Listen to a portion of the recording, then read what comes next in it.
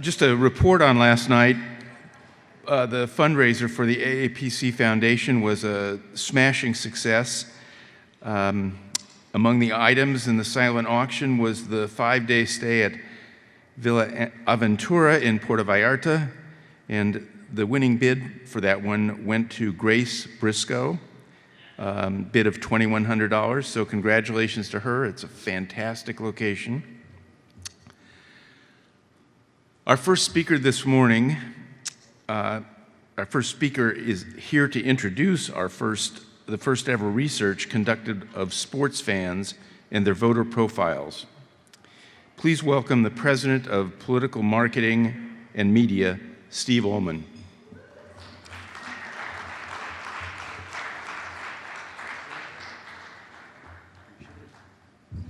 Good morning, everybody. So, I'm just the warm-up today. Alex Lundry, Chief Data Officer for Deep Root's going to be following me with some research about sports and sports fans, which has never been seen before in our political landscape. But I wanted to give you just a 5-minute overview of what we're talking about so you have context. So, some of you have seen this before, all the local teams, no matter where you live, now run on a regional sports network. So if you're a Yankee fan, you see them on the YES network. If you're a Royals fan, you see them on FS Kansas City, Comcast Mid-Atlantic for the DC area, for your Capitals and Wizards. That happens nationwide. No longer are they found on a broadcast network like they were kind of 20 years ago. Same thing for college. You now have the Big Ten network. You now have the SEC network, the ACC network, 24/7, 365 dedicated cable networks to their local teams. Great coverage and great engaged fans, but no longer available in the broadcast traditional kind of network way. You can purchase these teams in a variety of ways. You can go national if the game's on Fox Sports 1, Fox Broadcast Network like the NFL. You can do regional, things like the Big Ten Network, where you can string together a group of states in the Southeast or the West.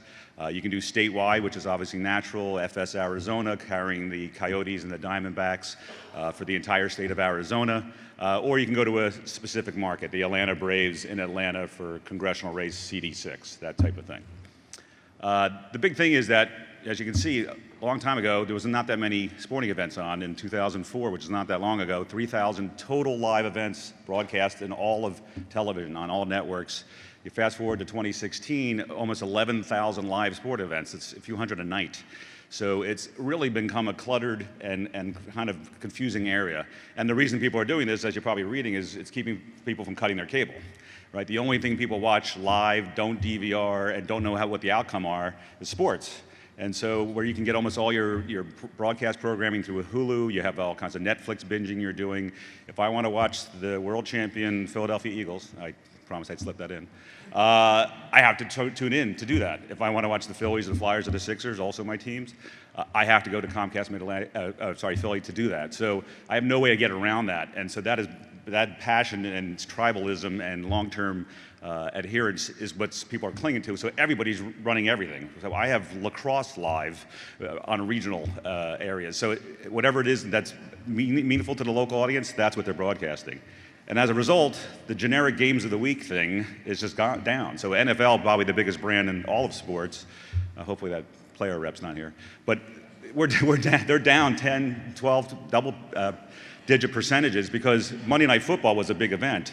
But Monday, Thursday, Tuesday, Saturday, Sunday football, not so big anymore. And there's just too much other competing programming on there.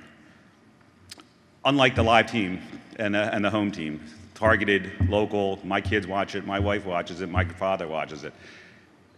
How much so? Here's the total viewing done in all of sports. So all the NBA viewing, all the hockey viewing, and all the baseball viewing on any network. The red mark is the local RSNs. So you can see that the vast majority of viewing is done locally. Here, how much? 50% of all NBA viewing is done on a local regional sports network. It's a little less than the other ones because I would probably watch a LeBron or a Steph Curry that's more star-driven, but the team sports like hockey and baseball, 85% of the viewing is done on the local RSNs. So if you're living in that gray area by adding some ESPN to your buy or some TNT, you're missing almost 90% of the audience. What we try to do is surround the fan, because now they don't only watch it on TV, they might be listening to it on radio. So you might, the Iron Bowl, Auburn versus Alabama, you might be listening to that game on the radio, not watching it on television. So we also have that aspect. Now, not even available in 2016, but we now stream all the games, right? So 2 years ago, this didn't even exist, but now almost every single team in every league streams their games, and we have the ability to target right inside that live stream. If you didn't see the game and you don't watch it live, the next thing you do is going to open up your paper or your daily news and go to your Yankee page, and you want to see the Grand Slam last night. And we have partnerships with all the publishers who we provide those highlights. The leagues cut the highlights and they provide them to the publishers, and we have 30-second pre-roll before all those. The same thing exists in the college world via IMG, Buckeyes.com for all the Ohio State highlights from the Saturday before, or the coaches' shows, those all exist. So no matter where they live, we reach them. But the thing I wanted to talk about mostly, and introduce Alex Lundry in 2 seconds here, is because these all live on regional sports networks and cable networks like Big Ten Network, there's no voter profile data. Those RSNs do not exist in ComScore, and we've been working diligently to try to figure out how to get them in there. But so you'll be polling an optimization, or your company, whether you might be a partner of Deep-Root or Civis on the other side, none of those teams will appear in the optimization, which is crazy because they're the #1 program in primetime in just about every market. But it's just not something that they're able to measure well right now, because it is live, because time shift, because there's multiple games at the same time airing. It kind of makes the box smoke a little bit. So we got requests from both the Trump people, RNC, the Obama guys back in 12 and again in 16, to say, who are these people? How do they vote? I want to know more about a Second Amendment Republican who has a health care issue. We really just had no way of knowing that stuff. And so Deep-Root took the ball and said, we're going to go into 15 markets and do surveys, phone surveys, online surveys, and talk to a Red Sox fan and find out what exactly they do, what their voter profile likes, how they vote, when they vote, what are their passions, what are their engagement. So I'd like to introduce Alex Lundry, Chief Data Officer and co-founder of Deep-Root. Thank you, sir. All right. Thank you, everybody. Wow. So I want to just touch on what Steve said briefly. This is really important. And at Deep-Root Analytics, we're a media analytics, media targeting company where we're basically able to take political audiences, names, addresses, and so on of target voters, swing voters, get out the vote, and so on, and go find out what those groups watch on TV, and so that we can build targeted TV plans, optimized TV plans for our candidates, right? We've been doing this since 2013. We've probably optimized almost $1 billion of TV advertising at this point for Republican candidates, campaigns, public affairs, public advocacy campaigns. But there are a number of data gaps when you're working either with ComScore data or smart TV data or other data sources, and that is local sports. If you're in DC like me, you don't know if the Nationals are on MASN 1, MASN 2. It may depend on the zip code you're in. It's all very tricky to find out exactly what is on and being watched on those stations. And so in order to overcome that data gap, we went in and commissioned this research. We went into a number of markets, and we also did this research back in 2015. I think we have a total of about 15 markets that we went into, where we do a survey and we ask questions about local news viewership, national sports viewership, but also local sports viewership. And what we're able to do is we're able to build a modeling profile of who those people that are watching are. And because we have information about the political audiences of those markets, so we know who swing voters are in that market, we know who get out the vote targets are in that market, and so on, we can then basically use that model to help us identify who are the people watching sports and are they our target voters. And what we end up finding is that there are actually some really great opportunities for these political audiences on sports. Now, it varies by the sport. But overall, local sports, very competitive, especially with local news. And in fact, it offers a good alternative audience to local news, particularly local baseball. Local baseball all around is the MVP here. You get some great ratings from some really key political constituencies on local baseball. Basketball, certainly a good place for Democratic advertisers. Great opportunities for the Dems there for get out the vote targets, and also some key issue audiences that align well with Democratic principles. And also, I should note here that we did this in partnership with Civis Analytics on the Democratic side, who is responsible for the Dem side of this. So good partnership there to look at both sides of the aisle. Hockey, actually offers a number of value opportunities. There are some good audiences available on hockey, usually at a lower price because of the lower ratings, so there's some really good value plays for hockey. I want to talk briefly about who these people are because it always helps to have a good sense of who exactly is watching these programs. In our models, we come up with some interesting patterns when we're predicting who watches what. You can see here some of the geographic predictors that were especially noteworthy in the models when finding these fans. If it's in green, that means there was a positive relationship between being that sort of fan and this variable. If it was in red, that means there was a negative relationship. So as you can see here for local Major League Baseball, you actually see a positive relationship between the number of Hispanics in a community and viewership for MLB, and a negative one for African Americans. Whereas for the NBA, it's positive across both of those minority groups. But you also see MLB tends to be higher income, higher retirement income specifically, and there's a negative correlation with high school degrees, so there's a positive one with basically education there. NHL, you have some interesting patterns where clearly there seems to be some suburban leans here because of the number of people who commute to work in a private vehicle, and also people in a white-collar profession. And then we also, of course, have individual level predictors as well. And this slide reveals one of my favorite insights of the whole project, which is the negative correlation between cat ownership and NBA viewing, right?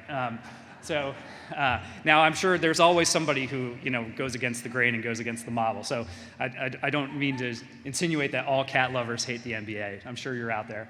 But it really helps round out the profile of who these people are. You can see in MLB, there's things like hunting interests, owning an all-terrain vehicle, fishing, NBA, international calls, which is of course associated with immigrant community is there. We also see that visiting family restaurants, things like that.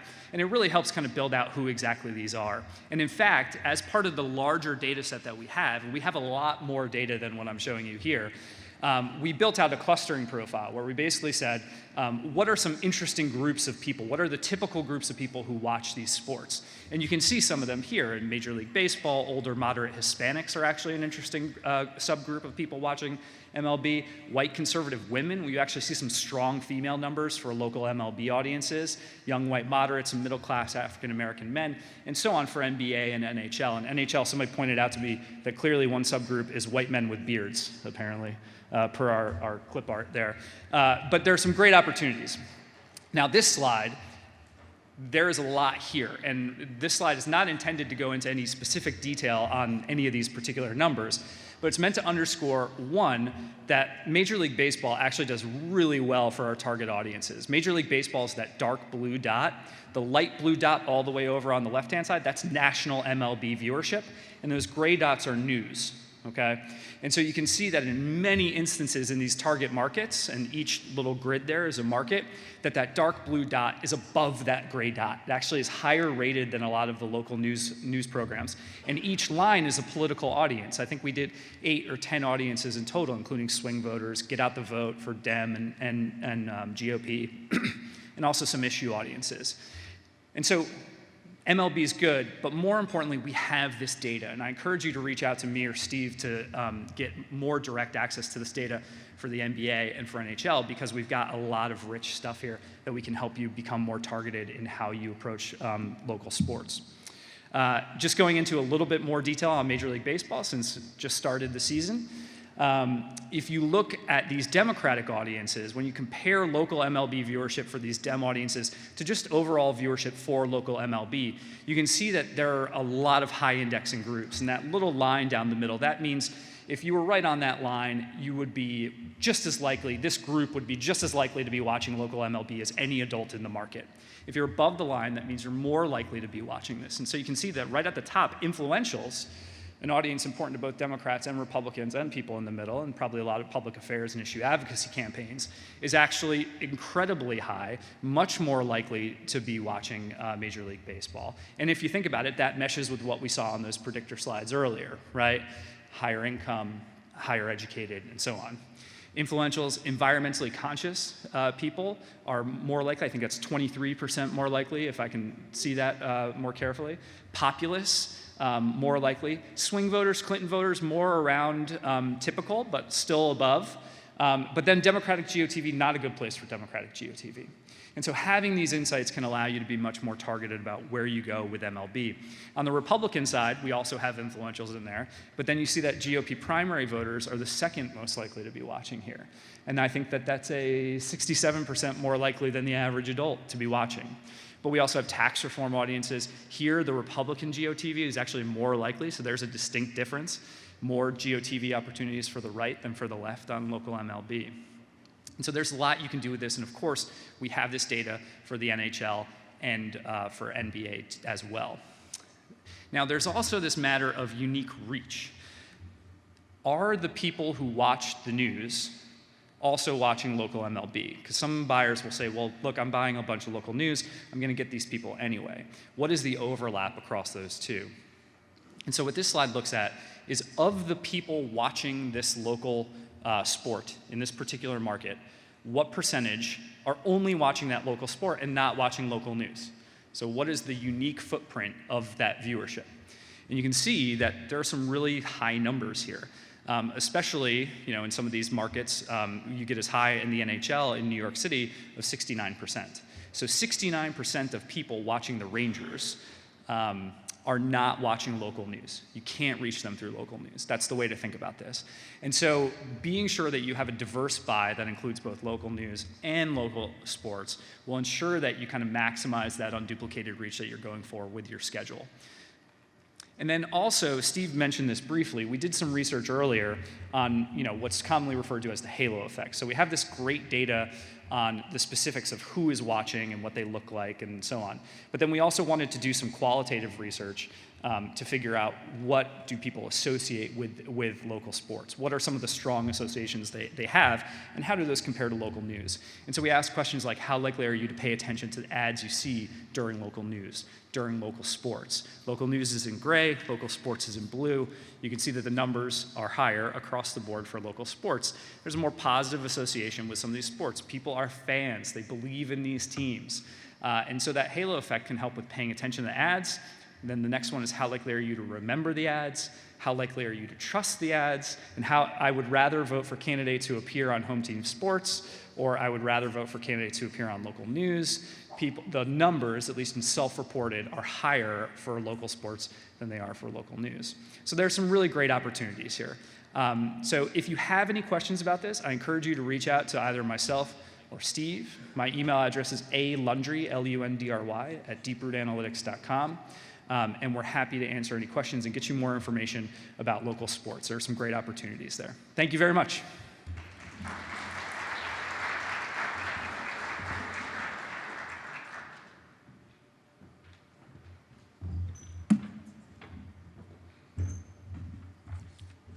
Thanks very much, Alex. So you have your first important takeaway of the morning: strong negative correlation between cat ownership and NBA viewership. Our next session will take a look back at 2017 as a prelude to what we can expect in this election cycle. Here to guide this insightful discussion with three leading strategists, please welcome our moderator, Campaign Pro political reporter for Politico, Elena Schneider.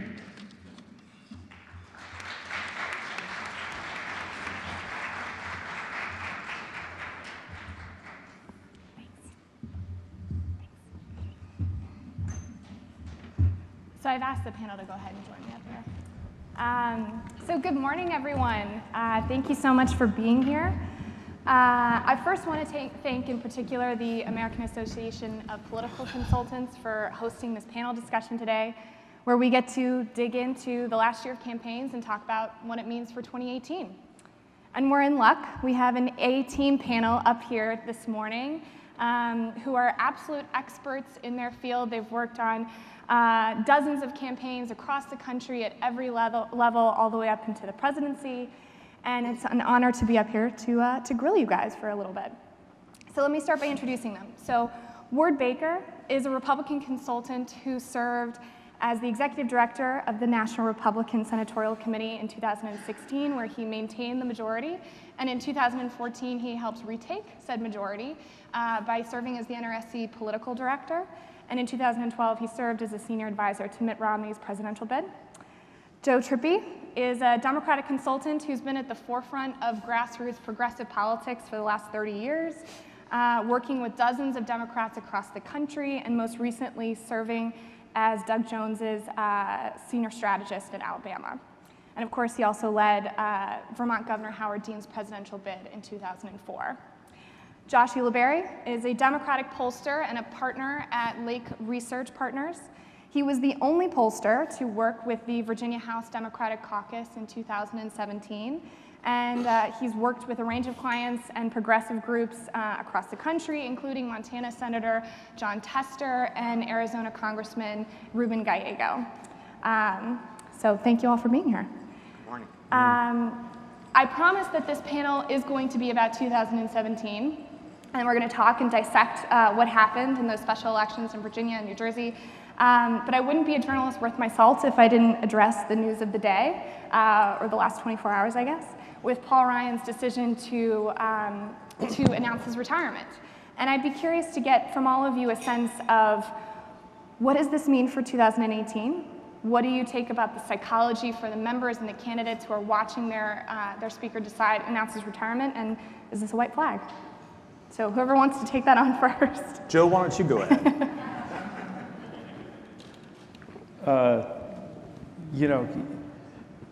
I think most people knew it was coming. I think most people expected to do it after the election, but it's not surprising at all that he left now. And I think it's a very bad sign if I were a Republican running in the House races this year.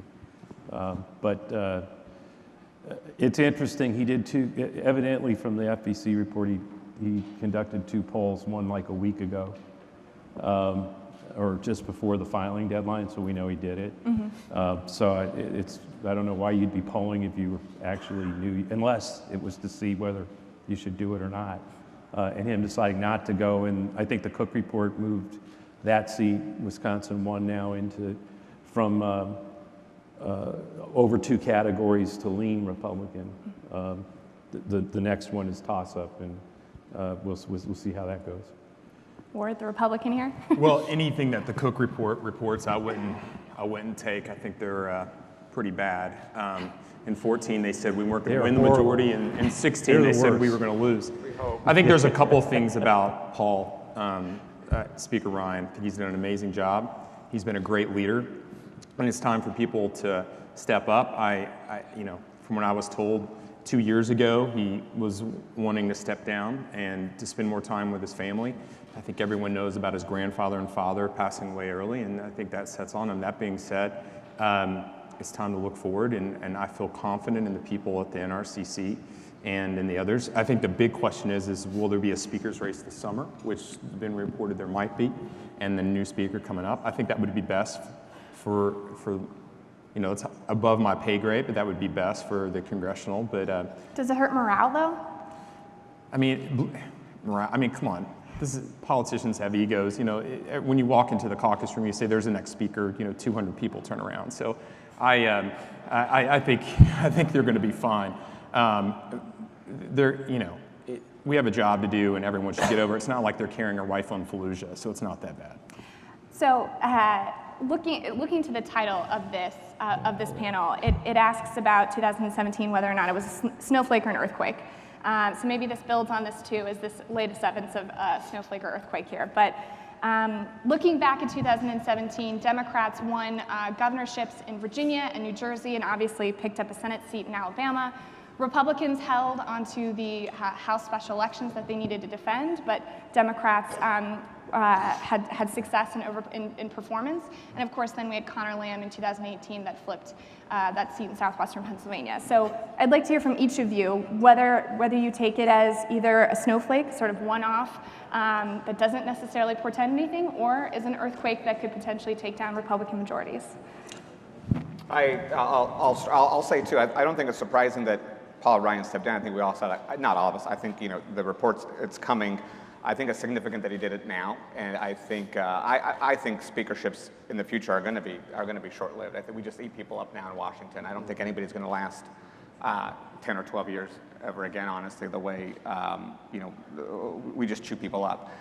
In terms of what I think 17 means looking into this year, and I tweeted this morning, was it a one-night stand for change or was it a long-lasting relationship? And I think lots of indications it's long-lasting, and I think in terms of motivation, I think in terms of message terrain, I think in terms of Republican depression, that it's significant and that it's going to be, looks, pretty good. I think the challenge is these districts are very, very tough for Democrats. I mean, Republicans did a fantastic job in the way they drew these districts, 8 years ago. And so for Democrats to change the majority in the House, we need a 10 or 11 point win in the generic, and that is a big challenge for us to win that much in these tough districts. So I think Republicans are losing districts they should have won.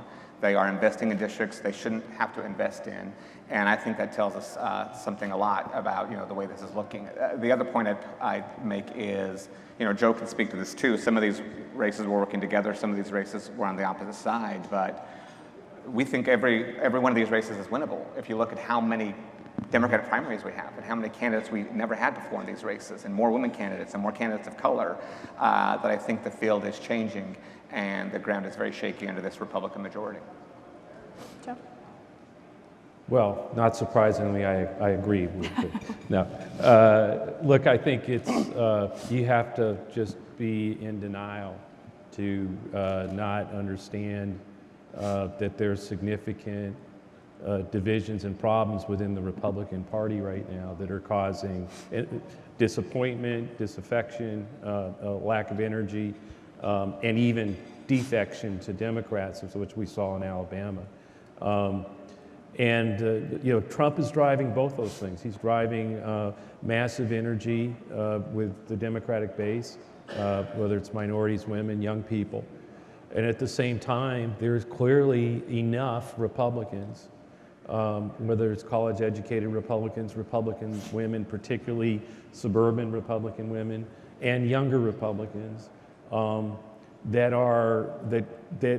may even agree on many of the policies of a Ryan or a Trump, but are just want to end the chaos. I mean, that's literally how they talk about it. It's creating a situation where in a place like Alabama, that Trump won by 28 points, it's possible you can't do that with just Democratic energy. There has to be a number of Republicans ready to defect. Everybody will point to, Roy Moore, horrible candidate. Well, that may be true, but basically there are people who go to their corners, and when the allegations against him came out, it was Washington Post, fake yearbook. A lot of Republicans went back to their corner. The interesting thing this year is that doesn't last very long. I think there's almost like a gravitational pull towards common ground, towards trying to come together. And the more Roy Moore or someone looks like they're going to add to the chaos, they're rejected. So it's not just the politics and the partisanship. There's something else going on where the people are really hungry to reach across and actually try to find solutions and stop the polarization that's out there. Ward? I think looking back at history and talking about Virginia, if you look at 2005, Republicans got crushed after winning well in 2004, the presidency, picking up seats in the House and the Senate. They lost 5 seats, and I'm a big believer in history. Kilgore loses by 17 points. And then you look at 2009, they picked up 14 seats and delegates in the House, picked up the Senate, and Bob McDonnell wins, and then you see what happens in 2010. So Virginia always catches the cold before everyone else. I think Roy Moore was a really bad candidate. I think Joe did a great job on the Doug Jones campaign. Everything went right for them. Everything went wrong for us. At the end of the day, it's about recruiting. Candidates matter. Campaigns matter. And the days of Aikens and Murdochs need to end. And that's why we have to make sure that we have the right type of candidate and that we take care of these primaries, because you can't get time back. And in congressional races is very different than Senate races. You can pick congressional races. Senate races pick you. And so there's no choice. So you can say, Colorado 4, Tennessee 6, whatever it is, you can sort of pick those. But Senate races pick you, and you're stuck with what you have. Then you can't get time back. So you better make sure that everyone is prepared, and they need to realize what an 06 is like. And a lot of our operatives probably haven't been through a bad cycle. And the message progression that you're going to have is very, very important. But we're about to be at the gates of hell, so everyone better get ready. And I think Joe's point about finding common ground is very interesting, because that's a November outlook. In the primaries we're involved in, I don't think we're finding folks who are looking for a lot of common ground. We're looking for, our voters are wanting people who are going to stand up and make a difference. Yeah, stand up to Trump and Republicans and Ryan and McConnell. And that's, it's difficult. As we have these fights internally right now in these primaries, we're constantly looking, well, what is that doing to us? How is that positioning us for November? So, lots of shaky ground all around in terms of how we're getting out of these primaries, preparing to take advantage of how vulnerable we think Republicans are for November. But Republicans are having the same problem. Yeah. I mean, those fights are going to happen in their primaries too. In Mississippi, you've got McDaniel versus the governor's appointee. Those fights, and that's what happened in Alabama as well. You had a fight between Luther Strange and Roy Moore, and in the end, I think what I'm trying to say is I think candidates who get through and are appealing in either party, appealing more to try to stop the division, the hostility, the bitterness that's exuding out of one of the problems Republicans have who try to talk like that is Donald Trump, because you're sitting there trying to talk about let's stop the division, the hostility, and the bitterness, and the President of the United States is the biggest cheerleader for it, and it's tough to run away from that. Well, so take me back to Alabama, Joe. You worked on Doug Jones's victory there, and can you speak to who were the voters who helped deliver that victory specifically? And then also, given Roy Moore's uniquely problematic candidacy, euphemistic way of talking about that, how can Senate Democrats in 2018 still take lessons from what you saw in Alabama, given the fact that Roy Moore was potentially a very bad candidate that they won't necessarily face in other races? How do those 10 Senate Democrats who are running in Trump states what can they learn from you? Well, I mean, first of all, a lot of the conventional wisdom about Alabama is just completely wrong. I mean, it's Alabama. It is a red state. It is 28. Trump won it by 28%. When you looked at what happened after the allegations, there were, Republicans in the state of Alabama immediately, who by the way had been for Strange in that primary and runoff, immediately went to, it's the Washington Post, it's fake yearbook. It actually gave them an excuse, a way to get to be for Roy Moore, who had his problems. So it wasn't this watching the pundits all immediately go, oh, he's dead, it's over. I mean, come on, we won by 23,000 votes. That tells you how rock-bed and how red Alabama was and how willing, much like support for Trump, when his base is what people were willing to look past. So I think in the end, though, getting back to your question, everybody, I mean, when you win by 23,000 votes, everything matters. Everything matters. African-American women carried that campaign on their backs. They were the ones out there busting out and getting the vote out. I mean, massive numbers. But at the same time, is that there aren't enough Democrats in the state of Alabama to win. There had to be enough, and there were enough Republican, particularly, again, this is women. Women led the whole thing, and they're leading the whole thing. Let's just get that. That's what's happening.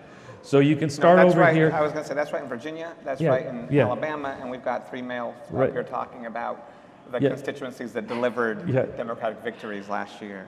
Yeah, it's exactly right. But what happened was African American women led that with their efforts, and then you move over and gradient, and you get over to Republican suburban women.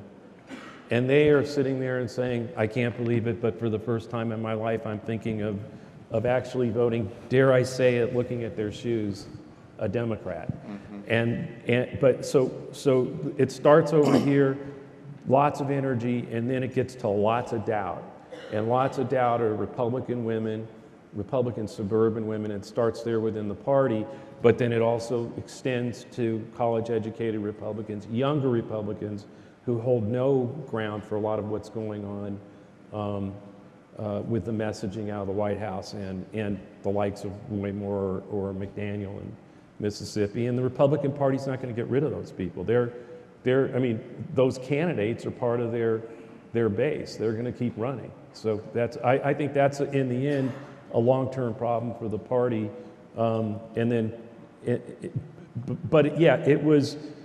It was winning those Republicans over, and what appealed to them was common ground. I think what they're looking for is, we have two candidates, which one of them is going to add to the chaos in Washington, which one's going to try to heal it.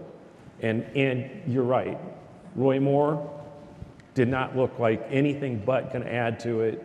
Doug Jones looked like somebody who's going to find common. Let me jump in here. I agree with what you're saying about our primary voters. I mean, we have some people that are so conservative, they won't eat bananas with stickers on them because they think that's how they track you. But I've seen your primary, and your primary voters are pretty crazy too. It's not just ours. So I mean, on both sides of our primary, they're getting both sides. It's not just our primary too.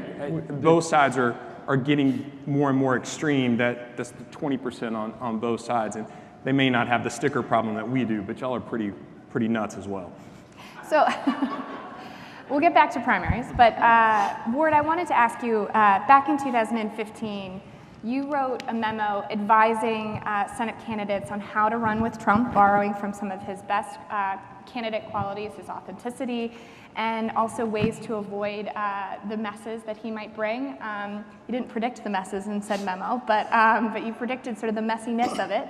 So how do you think Republicans have done in 2017 in running with and alongside and contending with Trump? And then how has your advice changed candidates? How has it changed with him in the White House? Well, as many people know, when I wrote that memo almost got me fired. So there was a lot of senators that were running for president that weren't too happy about that. So at the end of the day, you have to be your own candidate. And at the end of the day, you can't count on anyone else.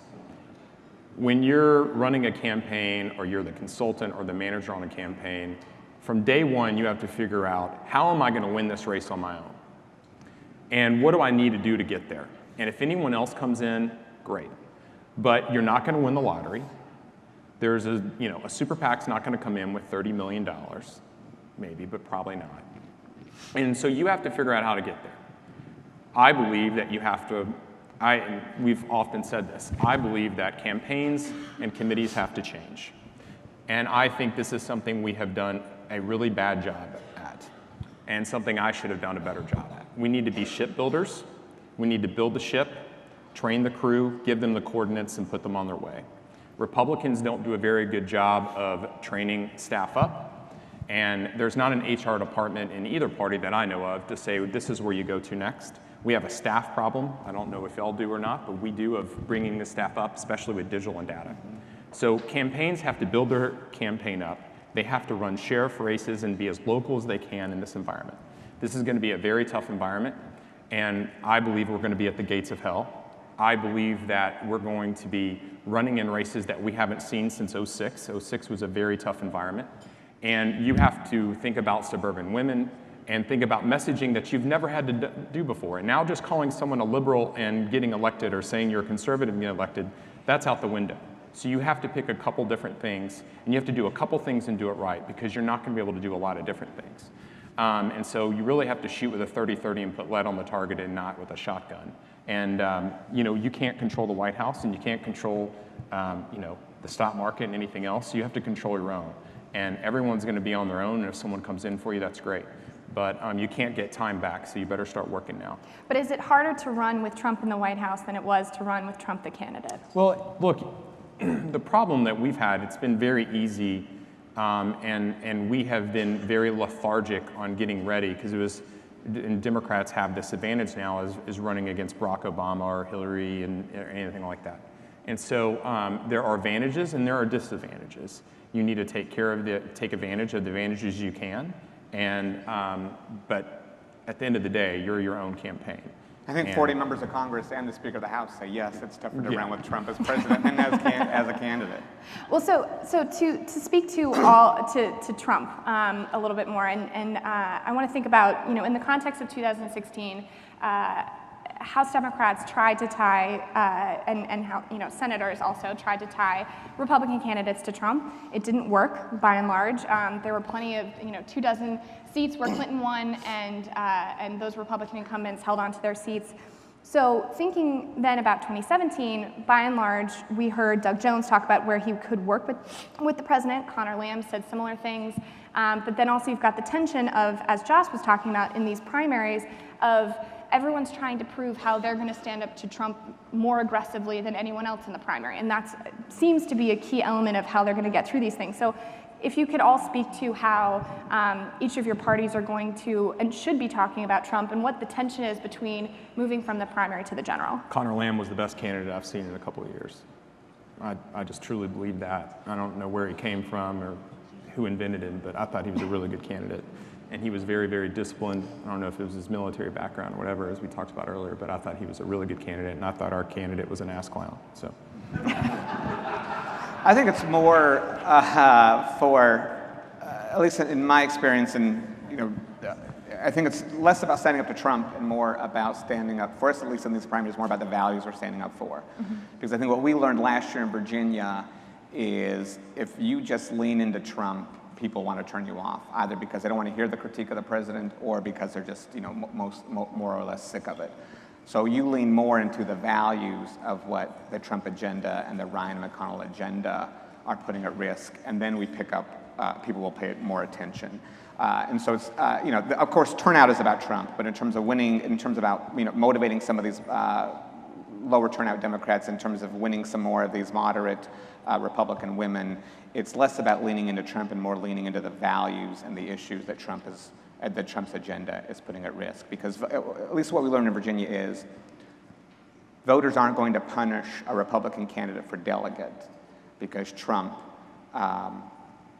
is offensive, because they separate the two offices. But if you tie that Republican delegate's agenda to Trump's agenda, then you get the double whammy of the dangerous agenda and the dangerous Trump. And that's what I think is happening in these primaries. A little less so about just standing up to Trump, but really defending these values and these issues. Look, I don't think, you don't have to talk about Trump. Trump is there. He's everywhere. He is in that mix. And so by talking about, in the Jones campaign, the kitchen table issues, things that people actually cared about, I don't think we mentioned Trump's name once in the campaign. And we used Ivanka Trump on the Roy Moore stuff. But I don't think we ever mentioned him. It was about, but when you start to talk to people that's what's interesting. Talk to Republican women and say, don't you want to end the hostility and chaos and division in our politics? They're nodding their heads.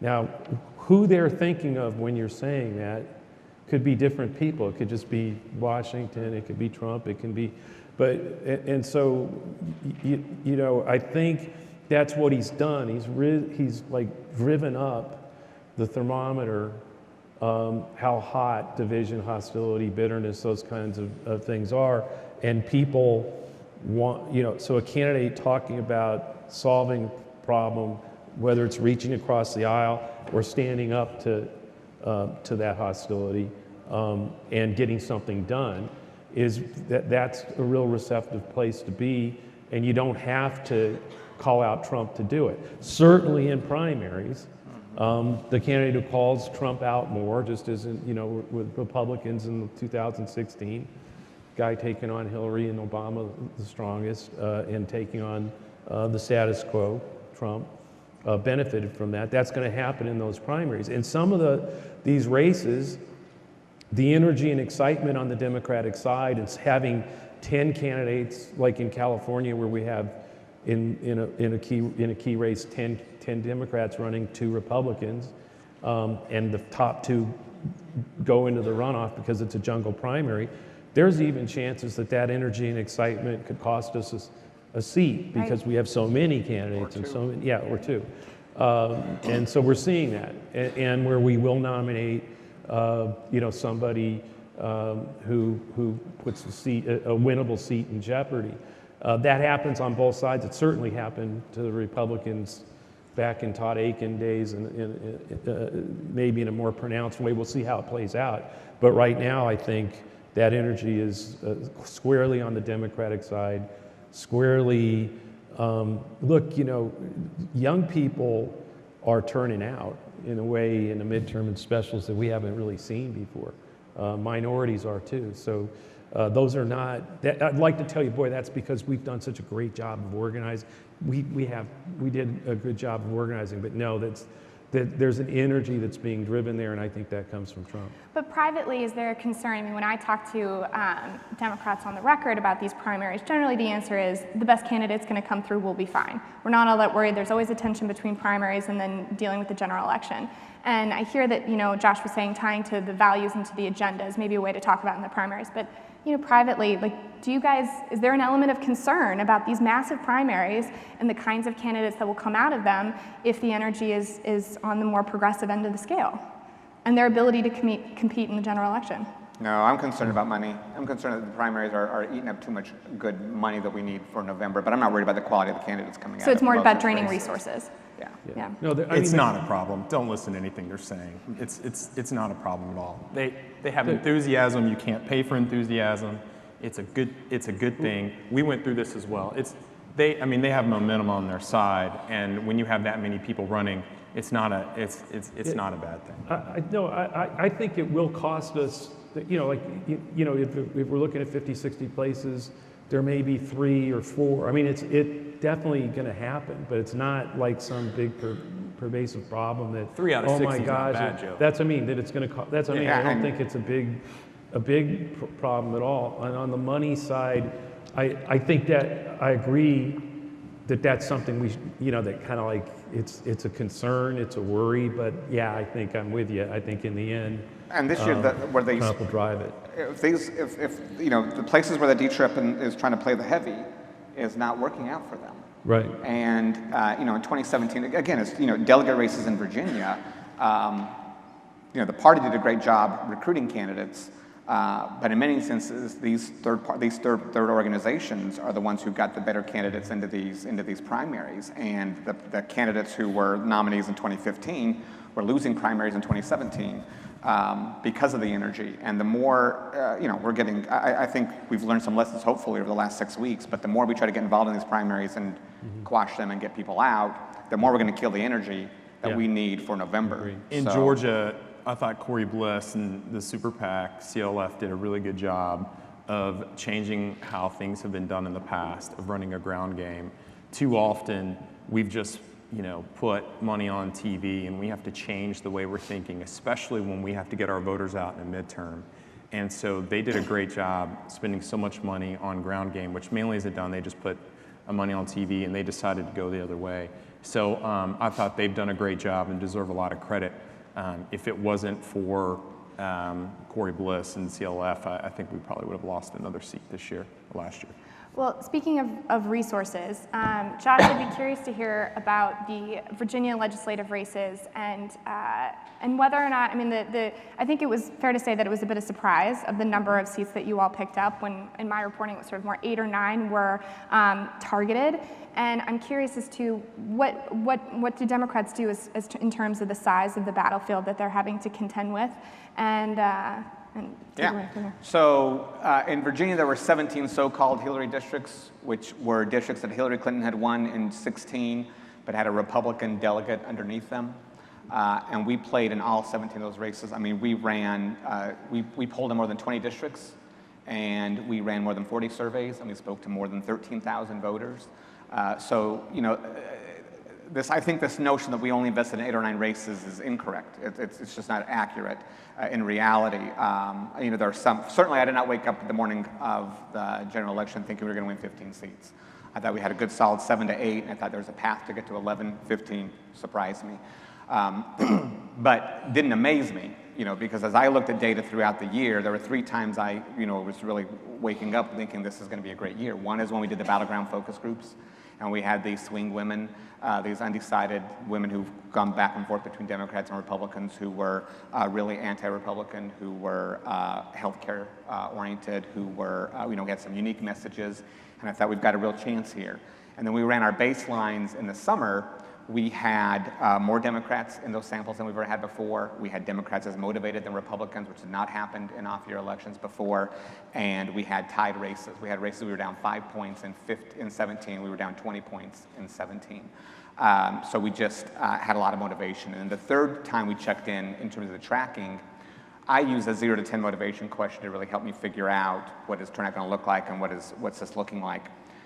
The motivation question actually went down in our trackers. So from 0 to 10, they went down. And the reason why they went down is because we had more Democrats who were now interested in the election, but weren't committing to voting, right? They were saying, I'm just by staying on the phone, they're showing some interest to me, but they were ranking themselves lower on the 0 to 10 scale. So while I've got more Democrats showing interest, they're lower down on the 0 to 10 motivation question. So I have this challenge here of knowing that I've got this real potential to turn a ton of Democrats out, but they're being honest. They're saying, I'm not exactly a 10, you've got work to do. So those are the 3 times I thought I really looked and said we have a real chance here. But again, we pulled in more than 20 of those races. So we were tracking those races. There were definitely some surprises. There were 1 or 2 races I didn't think we were going to get. But each of those races we got, I tend to think as a pollster I've got 2 jobs, and maybe a 3rd job is predicting the wave. But I think my 2 jobs are, number 1, telling campaigns and candidates who to target, and number 2, telling those campaigns what those targets need to hear. And each of those campaigns, I think, were well armed with who they should be talking to and what should they be saying. And even if they didn't get a full 20-minute baseline, they were learning from what these other campaigns were learning. And I think that fed their mail, that fed their digital. We had 17 digital campaigns. We had 20 mail campaigns we were investing in. And all credit goes to the candidates and the managers for sure. In fact, one of the managers is going to, win a surprise, not a surprise, but a great award tomorrow night. But we invested in a lot of races, much more than the 8 or 9. It's a surprise? Yeah. Well, it's not a surprise if she knows, right? But Good job. that's why I didn't say surprise. But anyway, so the key is for us is, as we have to win 25 races to take back the House. We've got to play in 60 of those to get to those 25. And so I think that we're watching all those. We're paying attention to all those. But that gets to what we're talking about with the 3, right?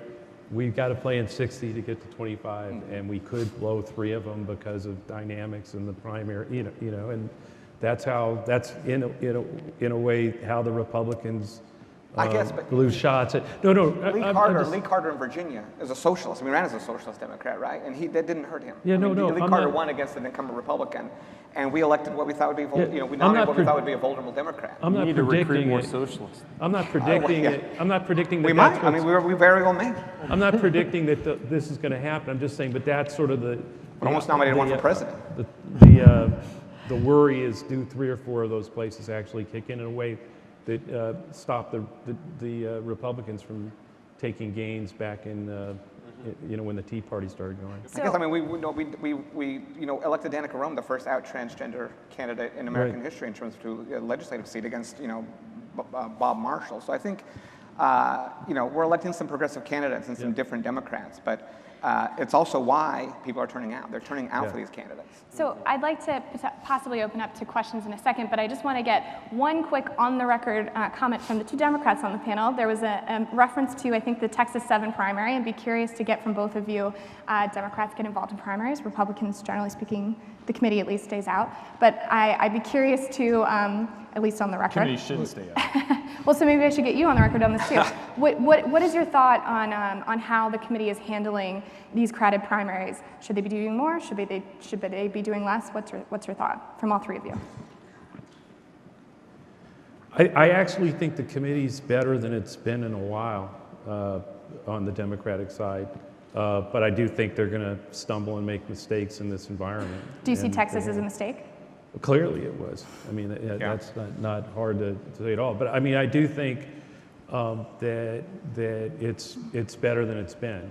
And by the way, that was a low bar. But I mean, it's better than it's been, and I think I think they've made big strides this year.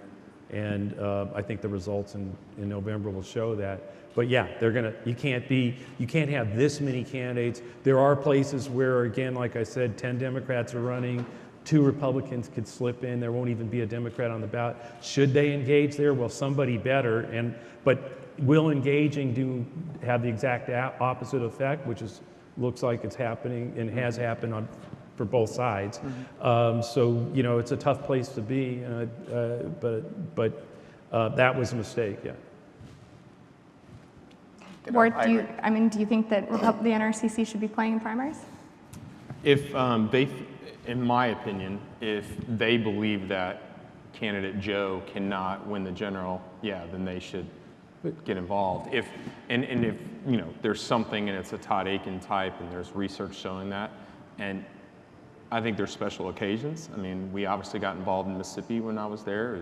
We got involved in Kansas because the numbers showed that they couldn't win the general. And I truly believed if Chris McDaniel or the other people, if they won the general, that was going to hurt the Cory Gardners and the Tom Tillises and people like that. So I think it's you got to pick and choose. And I don't think it often happens, but I do believe you have to get involved. Is there a question? Partisanship is as strong as ever, but these parties are as weak as they've ever been. Yeah. So, Is there a question out there? Anyone? I see a couple hands raised. To what extent do you find that the problems that came from Governor Bentley's, shall we say, extracurricular activities created a negative climate for the Republicans in Alabama? He had a 57% unfave, so that was one. Yeah, but I don't think Bentley really had much. I mean, like everything, like Trump, like everything, it is hanging in the atmosphere. But in the end, look, this year is, we're in very tribal politics, and a district, if that were a district that's that red, if everybody goes back to their tribe, a Democrat's not going to win. It's just it doesn't matter, right? And what kept that race close was Roy Moore and Trump's ability to continually tribalize the race, to make it about fake yearbooks, to make it about the Washington Post and the Washington elites and McConnell. And every time they were able to do that successfully, Roy Moore would go. In fact, when the president went into Pensacola, Roy Moore moved into a 4-point lead on us on Friday. But on Saturday, it was a 3-point lead. On Sunday, it was a 2-point lead. On Monday, it was a 1-point lead. On Tuesday, we win by 23,000 votes.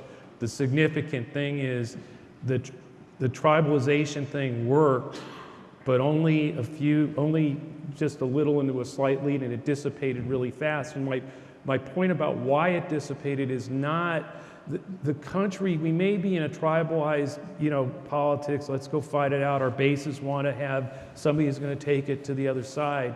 But the American people want to find common ground. And the inertia, the gravitational pull of that was enough that every time they tribalized, the state of Alabama actually moved back. And that's what was happening. That doesn't mean we won't have these fights in the primaries, but I think in November, that's where it's going to pull again. And if that's where it pulls, it's going to be really bad for the Republican Party. Because with the president being the divisive, chaotic, hostile guy he is, they're not going to be able to. There may be some candidates who can pull out of that gravitational pull and stand on their own, but I don't think it's going to happen. And so I think it could be much bigger than people think right now. Is there another question? One more time. One more? Hi, Joe. Hustle came out and said they sent over 2 million text messages into Alabama, hitting about 1 out of every 5 registered voters in the state. Would love to hear your thoughts on the technology and what it did for your race. He's with a text messaging company. Yeah. Look, There is no doubt that the amount of time, effort, resources that were put into various digital, and text made a significant difference in the outcome. We were tracking every single night. There were 2 tracks every single night, except for I think Thanksgiving. So we were able to know when we started a digital effort in the African American community with under 45s, able to watch immediately what was happening on a day-to-day basis, or see that as text messaging was going out. And it was clear, particularly with under 45s, that the only thing that was moving them was text and digital, that television had almost no impact on them. Over 45, that's a different story for obvious reasons, but no, I mean, we were desperately, kind of freaking out about what seemed to be on a 0 to 100 intensity scale. Over 45s were responding to the honor ad that we ran on television. I mean, we could just see things spiking, but there was almost no movement under 45s until we started digital text and ran strongly on digital, and so we kept upping our digital and text spend dramatically over the last few weeks. And what was amazing was watching the intensity scale, particularly, for instance, younger African Americans. The intensity scale had been like at the 50 on a 0 to 100, whereas over 45s in the African American community had been at 90 with 95% support. We don't win unless we get that younger cohort up there. It wasn't until we started digital and text that we saw those numbers increase 50, 58, 60, and by election day actually got up in parallel with the older cohort in terms of intensity at 90% and vote support at 95. So, and that's just one group, but we did that across many. So yeah, I mean, just like the landscape changed dramatically between 2004 with Dean and 2008 with Obama, where you had the iPhone come out in 2007, you had, there was a different world. There has been a sea change move different between 2012, 2016, and today in terms of the efficacy of digital text versus television. I think that was for me, a major lesson in Virginia was digital and text. Is that our campaigns, so there's a bunch of IEs. I mean, it's the Wild West in Virginia. I can talk to Planned Parenthood in the morning and the campaign at noon with the same exact data. But digital and text were big lessons for me, is that we didn't do enough digital early enough for our ledge campaigns. We did a good job late enough, but not early enough. And now for our incumbent protects, we did digital early, but our challengers, we didn't do enough digital. And part of that is, right after our primaries, our Republicans are geared up to go. They're doing their digital. We didn't do enough digital early enough. Part of it was we didn't have a message. We didn't know what we wanted to say. But we have to get that digital going earlier than we have in the past. We turned to it too late. We turned to it because it can replace field. We think it can replace field. It's cheap, et cetera. We got to do digital. For Democrats, for our base, we have to sustain it longer, especially for millennials and younger voters. I know you made that a big push at the NRC when you were there. Yeah, in 12, the average Senate campaign was, a couple percentage points of digital, and we got it up to 20 and then 30% in some of our races in 14 and 16. I believe we need to be at 40, 42. Some states are different. Arkansas is different than a Colorado or a Florida. The successful campaigns, we saw, over 30%. I'm a cord cutter, so I don't, I'm one of those people. But we need to do a better job now that Republican consultants have figured out how to make money. They're a lot bigger on digital. I still don't think we are where we need to be. I think there's been a lot of holding back, and I think a lot of it is consultant driven, that they're not accepting of it. And but we are not doing as much as what we should on races. And just because we win doesn't mean we've done enough. I think we're still missing the mark by about 20 to 30%. Okay, one last quick question, yes or no? House or Senate, House and or Senate, flip in 2018. Let's go down the line, and then I'll let you guys go. House, yes. Senate, uncertain, or no? No. I'm sorry, I didn't hear you. Maybe. I think they're both going. Board? I think it's toss up in the House, and we'll keep the Senate. Okay, well, thank you so much to our panelists, and thank you all for being here. Appreciate it. I was supposed to say yes to both.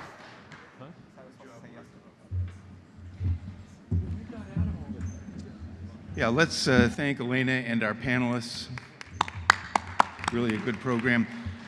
We're going to have a quick coffee break outside of the breakout sessions on the second and third floor. Those breakout sessions are scheduled to start at 10:15, so we need to keep moving here.